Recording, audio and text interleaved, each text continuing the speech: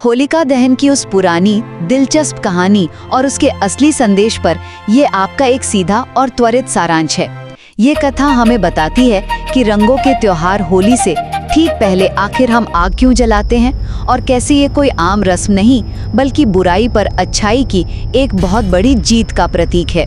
तो चलिए पहला हमें उस भयंकर अहंकार और सच्ची भक्ति के टकराव को समझना होगा।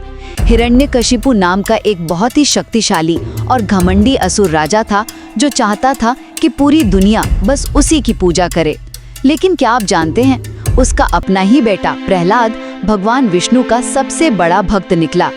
राजा ने प्रहलाद को मारने के लिए न जाने कितने खौफनाक तरीके अपनाए, जैसे ऊंचे पहाड़ से गिरवाना या जहरीले सांपों के बीच छोड़ना, लेकिन अपनी उस सच्ची लगन के कारण वो हर बार बिल्कुल सुरक्षित बच गया। दूसरा, होलिका और उसके वरदान का सच वाकई काफी हैरान करने वाला है।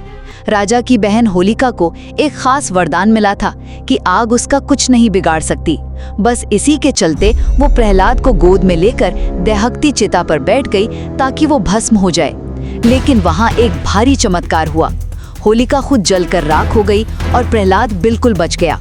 ऐसा इसलिए हुआ क्योंकि ईश्वरीय वरदान हमेशा भलाई के लिए होते हैं, अपने घमंड या किसी मासूम की जान लेने के लिए बिल्कुल नहीं।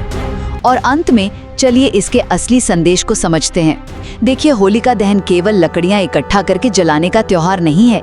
यह हमें सिखाता है कि हम अपने भीतर छिपे घमंड, गुस्से और जलन को उस आग में पूरी तरह राख कर दें। सच कहूँ तो तभी हम अगले दिन रंगों के साथ एक नई शुरुआत कर सकते हैं, जो असल में सच्चाई की जीत का जश्न है। तो अगली बार जब आप होलिका की उठती हुई वो तेज लपटें देखें तो याद रखिएगा कि ये सिर्फ एक पुरानी कहानी नहीं है, बल्कि हमारे अंदर की बुराइयों को भस्म कर सच्चाई को अपनाने का एक सीधा और दमदार संदेश है।